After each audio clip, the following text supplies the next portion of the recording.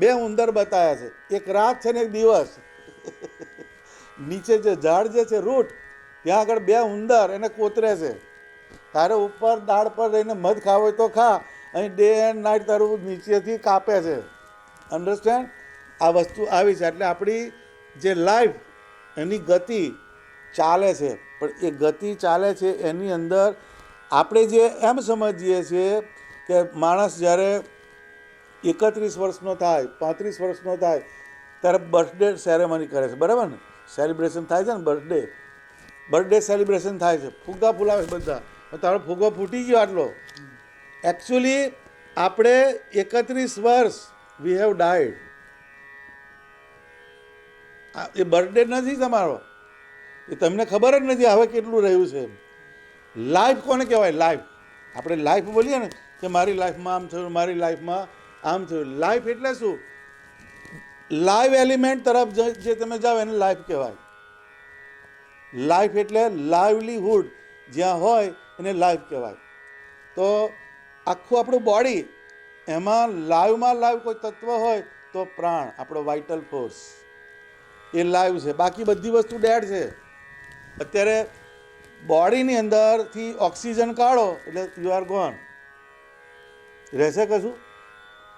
Oxygen જ તમને live રાખે છે ને. તમારું બ્લડ છે, તમારું અંદર બોડીની અંદર જે મિકેનિઝમ ચાલે છે એમાં જો ઓક્સિજન ના હોય તો યુ આર નો મોર. એ કારણ કયું? એ લાઈવમાં લાઈવ તત્વ એ છે. એટલે લાઈફને તમારે સમજવી હોય તો જે લાઇવલીહુડ તરફ જે લઈ જાય that is called life. Life. હવે આપણે we are moving among the dead. Dead કેટલા થઈ ગયા ખબર છે? પ્લાસ્ટિકના ફ્લાવર થઈ ગયા. આવું હોય છે ને, પણ જો પણ પ્લાસ્ટિકનું હશે બધું. સફરજન પ્લાસ્ટિકનું હશે, બનાના પ્લાસ્ટિકનું હોય છે ને. એટલે આપણી જે જર્ની જે છે એ ડેડ એલિમેન્ટ તરફ છે, એટલે એ તમને લાઈવ તરફ જવા દેતી નથી. ભગવાન આગળ દીવા પ્લે થઈ ગયા, ઇલેક્ટ્રોનિક્સ, ઘી ગયું, તેલ ગયું. હવે એ જે ઘી હોય છે, ઘી, એ જ્યારે તમે ઘીનો દીવો કરો તો એનું સાયન્સ છે પાછું, એનું એન્વાયરમેન્ટ ઉપર એનો પ્રભાવ હોય છે, એના માટે હોય છે. અમુક જાતના તમારા સાયકોલોજી ઉપર એની ઇફેક્ટ હોય છે. એ ધૂપ છે, દીવો છે, બધું લાઈવ વસ્તુ છે. પણ આપણે ડેડ બાજુ જતા રહ્યા. અગરબત્તી એવી થઈ ગઈ છે ને, આમ ચાલ્યા કરે, એટલે એને શું કરવાની? પણ બાકી જે અગરબત્તી જે છે એ ભગવાનને તમે અગરબત્તી કરો તો એની જે ફ્રેગ્રન્સ છે એ તમારા નાકથી અંદર જાય છે. આ નેઝોફેરિંગ્સ છે, પછી ટ્રેકી આવ્યું ને, પછી લેરિંગ્સ આવ્યું, બરાબર ને, પછી લંગ્સની અંદર જાય છે. એટલે જે તમે સ્મેલ કરો છો એ પરમાત્માના સંબંધવાળી સ્મેલ નાકથી તમારી અંદર જાય છે. એ ઓક્સિજન છે. એ ઓક્સિજન જે છે એ પરમાત્માના સંબંધવાળો ઓક્સિજન સ્મેલ થ્રુ તમારી અંદર જાય છે.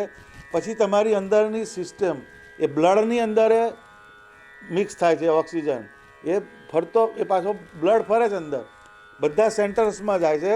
પછી એ ફરતો ફરતો નર્વ સિસ્ટમમાં જાય છે. એટલે તમારી સેલ્ફ જે છે એને ચાર્જ કરનારી અગરબત્તી છે. એ ધૂપ કરવાનો શેના માટે છે? કે ધૂપ તમે ભગવાનને કર્યો, એ ભગવાનના સંબંધવાળી સ્મેલ તમારી અંદર આવે છે ને તમને અંદરથી ડિવાઇન બનાવે. આ વાત છે.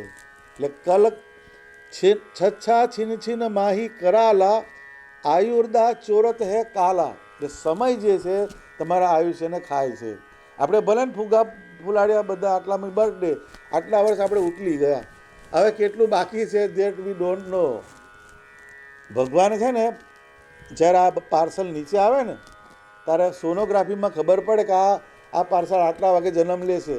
આ ઉપડવાનું ક્યારે? એક્સપાયરી ડેટ એના હાથમાં રાખી છે ને તેને કોઈ પૂછે નહીં. એક્સપાયરી ડેટ ભગવાન કે અમારા હાથમાં કહેશે. ડૉક્ટર સોનોગ્રાફીથી કહી દે કે બર્થ આટલા વાગે થશે અને આ પ્રમાણેનું થશે, પણ આ ફ્લાઇટ ક્યારે ઉપડવાની છે એનું કોઈની પાસે છે નહીં. એ કેવળ ભગવાન પાસે છે. એટલે એ કહે છે તાતે કાલ સે ડરના ભાઈ. એટલે એમ કે સમયનો ભરોસો નથી, ક્યારે તમને ફગાઈ દે, યુ નેવર નો. એટલે એ કાળથી ડરવાનું. આપણે કહ્યું કે થ્રુ આઉટ ધ ડે આપણે કેટલી મોમેન્ટ્સ ભગવાનના સંબંધવાળી જાય છે, એ અગત્યની વાત છે. જેટલી ક્ષણો તમે ભગવાનના મંત્ર સાથેનું અનુસંધાન સાથેની પસાર કરી, ધેટ ઇઝ યોર લાઈફ. બાકી બધું ડેડ છે, એને કાળ ખાઈ જાય છે. પણ જે કાળ કોને ના ખરે, તો કે જે ભગવાનનો સંબંધવાળું જે જીવ હોય એને કાળ અડે નહીં. એટલે સમય જે છે એ સમય બધાને પકડે છે, એનો ક્લચ બધા ઉપર જ છે, એનો ક્લચ એ કોઈને છોડતો નથી. તાતે કાલ સે ડરના ભાઈ, હરિકો ભજના સ્થિર ચિત્ત લાઈ. થોડીક મોમેન્ટ સ્થિર ચિત્ત કરી અને ભગવાનને ભજવાના. આપણો જન્મ it is not an accident. ખ્યાલ આવ્યો? આપણો જે બર્થ છે it is not an accident. There is purpose behind your birth. કોઈ પણ કાર્ય હોય તો એની પાછળ કારણ હોય. અમે ફરતા ફરતા અહીં છે ને માટે આયા એ કાર્ય છે, પણ કારણ શું? છોટુની ઘેર જવાનું છે, અને ઘેર જવું છે એ કારણ છે. કાર્ય જે છે એ કારણને ફોલો કરે છે. એટલે આપણું કારણ કયું? તો કે આપણે ભગવાનના સ્વરૂપનું અનુસંધાન કરવું એ આપણા બર્થનો પર્પઝ છે, એ આપણો જન્મનું કારણ એ છે. એટલે સમય જે છે, સમયને એન્કેશ કરતાં જે શીખે એ ફાવે. એટલે કહે છે time is money. Time is money કેમ કીધું? ટાઈમ ઇઝ મની એટલે એ સમય જે છે એના જેવું કિંમતી કોઈ વસ્તુ નથી. એટલે બધી મોમેન્ટ્સ જે મળે થ્રુ આઉટ ધ ડે, જે મોમેન્ટ્સ તને મળે ને એને આપણે એન્કેશ કરતાં શીખવાનું. પ્રાણાયામ કરું છું, શીખજે. તારે એક દાડ સેશન કરીશ આપણે, હાફ એન અવર, અડધો કલાક આપવાનું પ્રાણાયામ. એટલે એ તમારો વાઇટલ ફોર્સ એને એનરીચ કરે અને તારું ફ્રેશનેસ, કોન્સન્ટ્રેશન, પછી અંદરની વસ્તુને બહુ ફ્રેશ રાખે. એ બહુ અગત્યની વસ્તુ છે. આપણી અંદરની જે ફેકલ્ટી છે એને ચાર્જ રાખે ને એની સાથે આપણે સ્પિરિચ્યુઅલ ગેઇન એમાંથી થાય. આપણે શું થઈ ગયા છે? પરગજુ થઈ ગયા. લે ભાઈ, મારી ઘેર કોઈક આવે ને મને આશીર્વાદ આપી જાય, એ નહીં. ખ્યાલ આવ્યો? આપણે આશીર્વાદ આવે એવા થવાનું. ખ્યાલ આવ્યો? આપણે ઓટોનોમસ બનવાનું. એટલે આપણે મેક ઇટ એ પોઈન્ટ. હું અહીંથી જાઉં, પાછા આપણે સેશન કરીશું.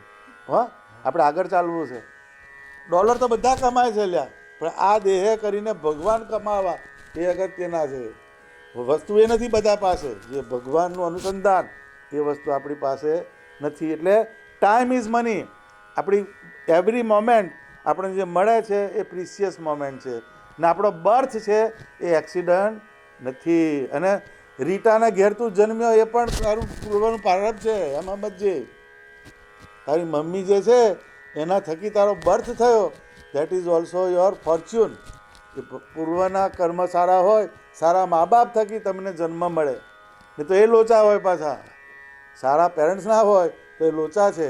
ને એમાં આપણે તમારા સંસ્કાર સારા છે એ પાછું સારી વસ્તુ કહેવાય. એટલે આપણે બધું સારું છે. હવે ખાલી જેમ પેલી લગડી હોય ને, લગડી, સોનાની લગડી કોઈ પહેરે તો એમાંથી દાગીનો કરે છે. સોનાની લગડી પહેરાય ને એમાંથી દાગીનો બનાવે, ઓર્નામેન્ટ, એની લક્કી બનાવે, હાર બનાવે. એમ તું છે સોનાની લગડી, પણ તારો દાગીનો બનાવવાનો. સમજાઈ ગયું વાત? છે જોન્સન, એમાંથી એને કાર્વિંગ કરીને આપણે દાગીનો બનાવવાનો, તો જ આપણી વેલ્યુ. દાગીનો જ વેચાય છે ને તારે. લગડી કરતાં દાગીનાની વધારે વેલ્યુ હોય છે. એમ આપણે બીજી બધી વસ્તુ સારી છે આપણે, પણ આપણે કઈ કરવાનું છે? ટાઈમને એન્કેશ કરતાં શીખવાનું, પ્રાણાયામની સાથે મંત્રનું અનુસંધાન કરવાનું, ને આપણે પ્રોગ્રેસ કરવાની. એક્સ એક્સિસ પર બહુ ચાલ્યા, હવે વાય એક્સિસ પર જવાનું. ખ્યાલ આવ્યો? એમ એટલે વાય એક્સિસ પર સીધું નહીં જવાય, આમ પેરાબોલિક જવાય, આમ જવાય વાય જ, પણ ધીરે ધીરે ધીરે ધીરે ધીરે ધીરે ધીરે પ્લેન કંઈ આમ નહીં જતું રહેતું. એ રનવે પર દોડે છે પહેલું, ને પછી આમ થાય છે, ટેક ઓફ થાય છે, ને પછી ઉપર જાય છે, પછી બધા વાદળાની પેલે પાર જતો રહે છે. 7,000 ફૂટ આવે છે ને, 17,000 ફૂટ, 15,000 ફૂટ બતાવતા હતા ને ફૂટ પેલા. ઉતરવાનું થયું, મુકાવા ઘટવા મળ્યા, 15 થયા, 14 થયા, 13 થયા. એમ આપણું પ્લેન જે છે, આપણું શરીર, મન, બુદ્ધિ, આત્મા, એ પરમાત્મા તરફ એને મોટિવેટ કરવાનું. એ આપણા લાઈફનો પર્પઝ રાખવાનો, સમજી ગયો? બાકી આ તો લીલી નોટ બધા જ કમાય છે લ્યા, એ કંઈ મોટી વાત નથી, પણ એની સાથે આપણે ભગવાન કમાઈએ કે દેટ ઇઝ મોર ઇમ્પોર્ટન્ટ. એટલે આ વસ્તુ તારે પકડવાની, કઈ કાળ ટાઈમને એનકેશ કરવાનું શીખવાનું, ટાઈમ મેનેજમેન્ટ, એને ટાઈમ મેનેજમેન્ટ કહે છે. બીજું બધું મેનેજમેન્ટ કરો છો જ નહીં, બધું ટાઈમની સાથે મેનેજમેન્ટ થાય છે. તો આ પણ આપણો બર્થ એ કંઈક પર્પઝ માટે છે ને એને આપણે એનકેશ કરતાં શીખવાનું. સહજાનંદ સ્વામી મહારાજની જય. લે પ્રસાદ ખાજે. પછી ઉપર આ છે મંત્ર મશીન, મૂકજે એક પ્લગમાં, એક 4-5 જાતની છે ને ધૂન વાગશે માઇલ્ડ, એના પર એક વાતાવરણ બને આપણા ઘરનું, બરાબર? તો તને પેલું ગાવાની એ ના પડે એમ, ગળું તારું દુખે નહીં ને, ગૌ તો પાછું ગળું દુખે ને એટલા કર્યું. તારી ગાડી છે ને એમાં ચરણારવિંદ છે, એના આગળ પધરાવજો, સ્ટિયરિંગ આગળ છે ને ચરણારવિંદ, પછી એક ઉપર બે એક મિનિટ આ જો આ વાંચજે ખાસ, બધા વર્ડ્સને વાઇઝના જવાબ છે અંદર. માળા કેમ કરવાની, દંડવત કેમ કરવાના, પ્રદક્ષિણા કેમ કરવાની, બધું એની અંદરથી તને જવાબ મળશે.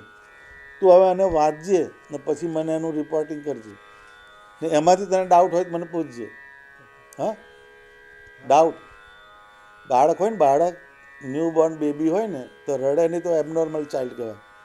રડવું જોઈએ, એટલે આ છોકરું જન્મે એટલે હું થવું જ જોઈએ, હું નથી કરતું એટલે ધેર ઇઝ સમથિંગ રોંગ.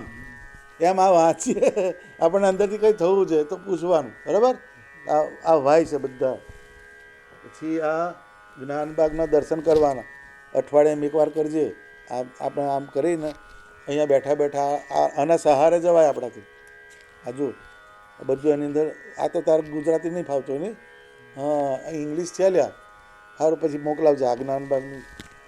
પછી આમાં કોર્સ છે બધા, આમાં ગુજરાતી ને ઇંગ્લિશ બેવ છે, એટલે વાંચવાનું ગમે તારે. હં,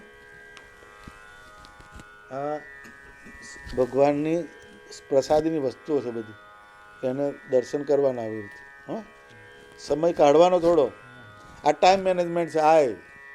આ આવી વસ્તુ તમને એ બાજુ લઈ જાય ને, સીધા ના જવાય આપણાથી, પણ કે મારે આના દર્શન કરવાના છે, મારે આ વાંચવું છે, મારા એટલો ટાઈમ તમારો ભગવાન સંબંધી જાય, નહીં તો આ તૈયાર જ થઈ.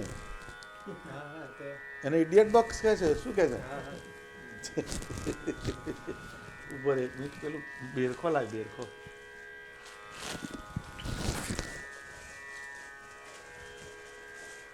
છોટું જુદો રહે છે ને, અમારે જુદો વ્યવહાર કરવો. જો આ છે ને સ્વામિનારાયણ ભગવાન, એ વડતાલની બાજુમાં બામરોલી ગામ છે, ત્યાં એક રાયણનું ઝાડ હતું, યલોબેરી, રાયણને યલોબેરી કહે છે ને, એ રાયણના ઝાડ ઉપર ભગવાન ઝૂલેલા. એ ડાળ પડી ગયું તો એના લાકડાના બેડખા બનાવેલો થાય, માળા, અને ફેરવજે, જોડે રાખવાની માળા જ.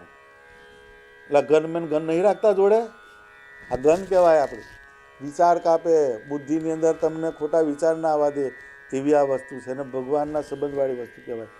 આ વસ્તુ દુર્લભ કહેવાય. આ દુર્લભ, અને ચાંદલો કરેલા કંકુનો તને ચાંદલો કર્યો છે, એટલે અહીં જાણી જોઈને ચાંદલો કર્યો મેં. એ પ્રસાદીનું કંકુ છે એનો ચાંદલો તને કર્યો. એટલે આ વસ્તુઓ સાચવજે ને ફેરવજે રોજે, જોડે રાખજે ને. અત્યારે તો એની ફેશન છે, આમ કરી ફરે બધા આમ, બરાબર? એનો ઉપયોગ કરજે, આનાથી તને બહુ સારું લાગશે, યાદ રાખ.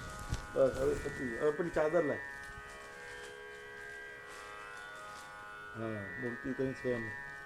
આ છે ને સ્વામિનારાયણ ભગવાન જે ગાદલા પર બેસતા એની પેટર્નની આ ચાદર છે, ઓઢવાની કાં તો પાથરવાની, એને રાખજે. અને કઈ આપણે કરીશું, કંઈક પધરાવવું છે એને. આ છે ને ભગવાન અહીંયા ઊભા રહીને ઉપદેશ કરતા જ્ઞાનબાગમાં, એટલે કોઈક સારી જગ્યા હોય એટલે બતાવું. ચાલ